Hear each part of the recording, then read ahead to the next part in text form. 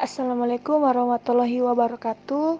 Baiklah, saya di sini akan menjelaskan algoritma atau pengobatan dari shock.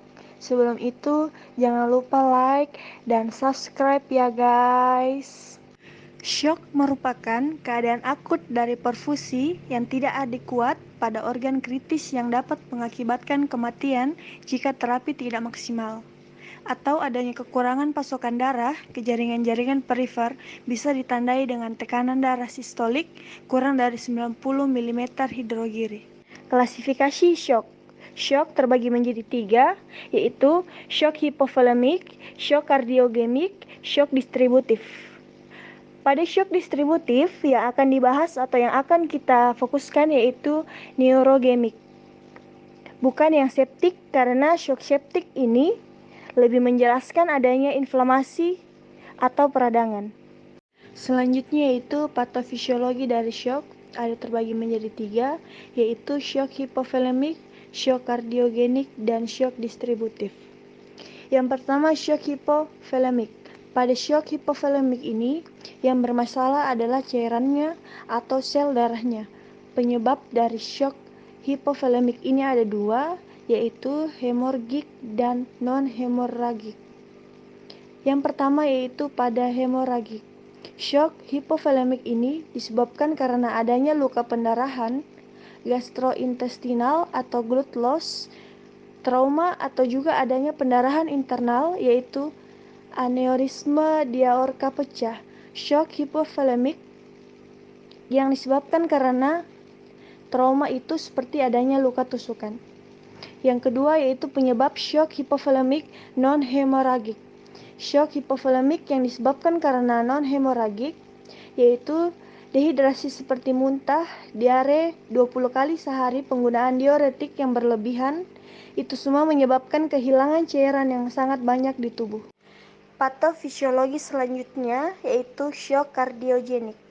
Pada shock kardiogenik yang bermasalah adalah pompa jantungnya, sehingga jantung tidak kuat memompa darah ke seluruh tubuh. Adapun penyebab non-mekanis yaitu yang pertama, infak miokard atau kematian otot jantung, kedua sindrom curah jantung rendah atau biasa disebut dengan gagal jantung koroner, yang ketiga yaitu infak vertikal kanan, keempat yaitu kardiomiopati atau adanya kelainan genetik di otot jantungnya. Penyebab mekanisme shock kardiogenik yaitu yang pertama, pecahnya septum, di mana septum ini sebagai dinding otot pemisah antara ventrikel kanan dan ventrikel kiri. Pecahnya septum menyebabkan aliran darah tidak beraturan. Kedua yaitu insuffisiensi aorta, di mana aorta tidak kuat untuk membuka katupnya untuk memompa darah ke seluruh tubuh.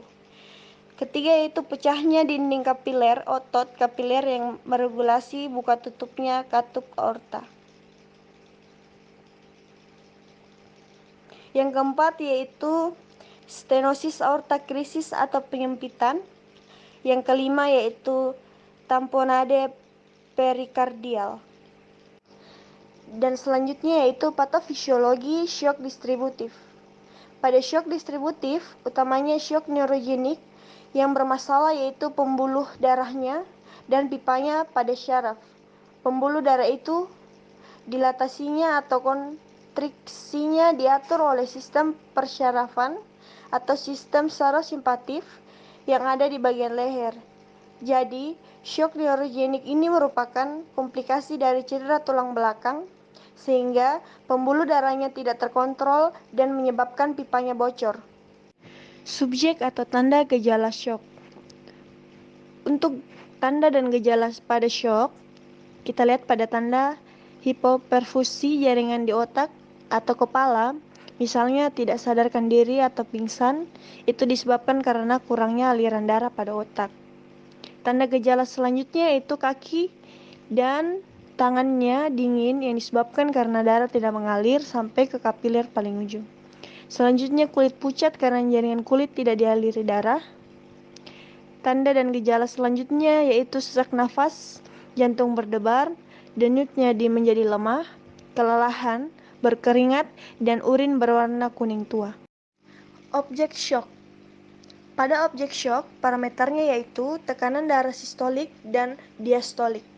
Normalnya tekanan darah sistolik yaitu 100 sampai 130 mm air raksa, sedangkan normalnya tekanan darah diastolik yaitu 70 sampai 85 mm air raksa. Parameter selanjutnya yaitu tekanan darah perifer, normalnya yaitu 80 sampai 100 mm hidrogiri. Untuk parameter seterusnya dari objek shock sesuai dengan apa yang dilampirkan di slide. Terapi farmakologi shock. Terapi farmakologi shock hipovolemik yaitu transfusi darah dan pemberian cairan seperti Ringer laktat atau NaCl. Terapi farmakologi kardiogenik yaitu diberikan iotropik agens ibarat vitamin jantung seperti dopamin dan dabutamin. Terapi farmakologi shock distributif digunakan obat epinefrin atau obat katekolamin untuk meningkatkan sistem persarafan. Digunakan juga golongan vasopresor untuk meningkatkan tekanan darah. Berikutnya yaitu terapi non-farmakologi. Yang pertama yaitu memeriksa detak jantung dan pernafasan jika pasien tidak sadarkan diri. Yang kedua, tidak menggerakkan posisi orang yang diduga mengalami shock jika orang tersebut mengalami cedera. Yang ketiga, tidak memberikan minuman dan makanan. Yang keempat, apabila terdapat pendarahan, tekan area yang berdarah dengan kain untuk menghentikan pendarahan. Algoritma shock. Diperhatikan terlebih dahulu gejala klinisnya. Yang pertama, apakah ada edema paru akut? Jika ada, berarti termasuk shock kardiogenik. Terjadinya edema paru karena jantung tidak kuat memompa, akhirnya lubar sampai ada edema di paru. Pada kondisi ini diberikan furosemid intravena atau pilihan lainnya seperti oksigen, nitrogliserin, morfin, dopamin, dan dobutamine. Pemberian dopamin itu juga ada tanda dan gejala shock yaitu tidak sadarkan diri atau pingsan, sedangkan pemberian dobutamin itu jika pasien masih sadar. Kemudian diperiksa tekanan darahnya. Tekanan darah sistolik di atas 100 mm hidrogini dan tidak kurang dari 30 mm hidrogiri yang di bawah tekanan darah sebelumnya, itu diberikan asai golongan aksi pendek seperti captopril. Untuk memanage takutnya ketika diberikan dopamin atau dobutamin, justru tekanan darahnya naik, tidak teratur, dan tidak terkontrol. Gejala klinis selanjutnya yaitu shock hipovolemik.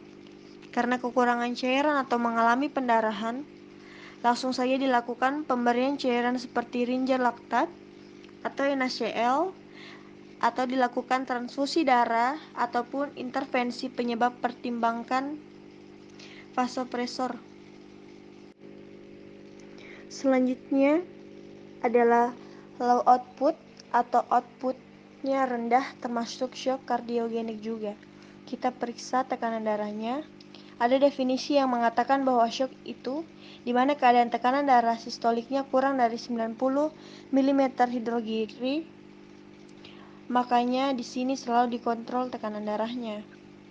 Jika tekanan darah sistoliknya lebih dari 100 mm hidrogiri, maka diberikan nitrogliserin intravena.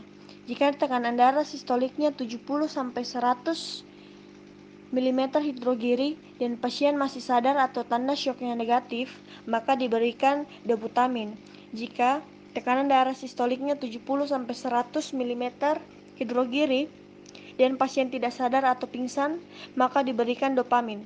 Jika tekanan darah sistoliknya kurang dari 70 mm hidrogiri dan pasiennya pingsan, maka diberikan norepinefrin. Selanjutnya, gejala klinis pada aritmia itu masalah tersendiri. Dilihat lagi, ini infak, dan jika ada aritmia maka sudah mengarah ke irama jantung yang bermasalah, dan kita lihat pada pedomannya seperti ACC atau AHA. Pertimbangkan diagnostik dan terapi selanjutnya pada keadaan non-hipovolemik. Diagnostiknya yaitu kateter arteri pulmonalis, ekokardiografi, angiografi untuk iskemia atau infark, miokard, dan lain-lain. Sedangkan terapinya yaitu intra-aortik, balon pump, reperfusi atau revaskularisasi.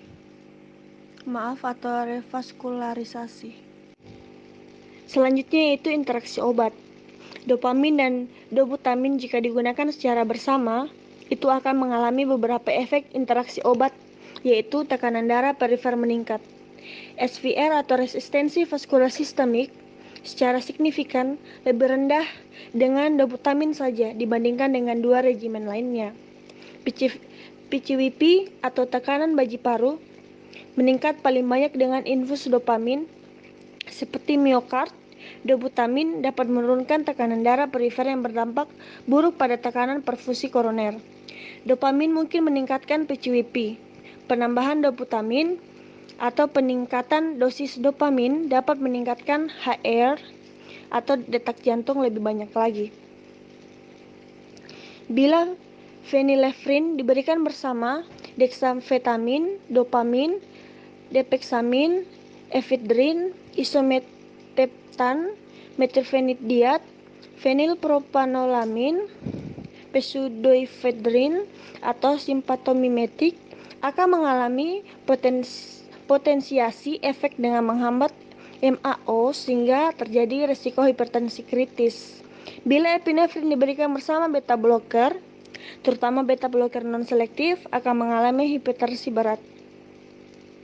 Selanjutnya yaitu kontraindikasi. Dobutamin hidroklorida dikontraindikasikan pada pasien fekrosmositoma dan takiaritmia.